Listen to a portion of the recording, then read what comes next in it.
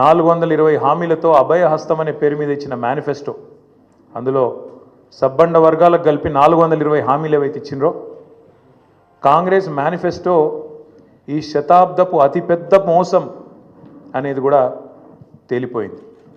అట్లాగే కేసీఆర్ గారు చిల్కకు చెప్పినట్టు చెప్పిండ్రు తెలంగాణ సమాజానికి. ఢిల్లీ పార్టీలను నమ్మితే 60 ఏళ్ళు గోసపడ్డం, మళ్ళా మోసపోతే ఢిల్లీ పార్టీల చేతుల్లా మళ్ళా గోసపడతాం, మళ్ళీ ఆగమవుతాం అని చిల్కకు చెప్పినట్టు 100 సభలు మాట్లాడితే ప్రతి సభలో తెలంగాణ సమాజానికి ఒక అన్నగా, ఒక సోదరుడిగా, ఒక తండ్రిగా వారు చెప్పడం జరిగింది. ఆనాడు ఎన్నికల నాడు కేసీఆర్ గారు చెప్పిన ప్రతి మాట ఢిల్లీ పార్టీలను నమ్మితే ఆగమైతే తెలంగాణ అని చెప్పిన మాట అక్షర సత్యం అని చెప్పి ఇవాళ రుజువు అయింది. ముఖ్యమంత్రి గారు మాట్లాడుతూ నన్ను ఎవరు నమ్ముతలేరు, అప్పు ఉడతలేదు, ఢిల్లీకి వెళ్తే దొంగను చూసినట్టు చూస్తుండ్రు, అపాయింట్మెంట్ కోసం పోతే చెప్పులు ఎత్తుకపోతాడేమో అని భయపడుతున్నారు. నాకు తెలిసి అయితే నాకు దగ్గర 48-49 ఏళ్ళు ఉన్నాయి.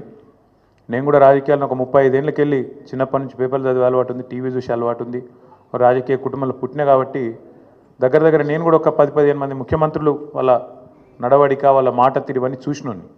నాకు పక్కన చాలామంది విశేషమైన అనుభవం కలిగిన వాళ్ళు ఉన్నారు.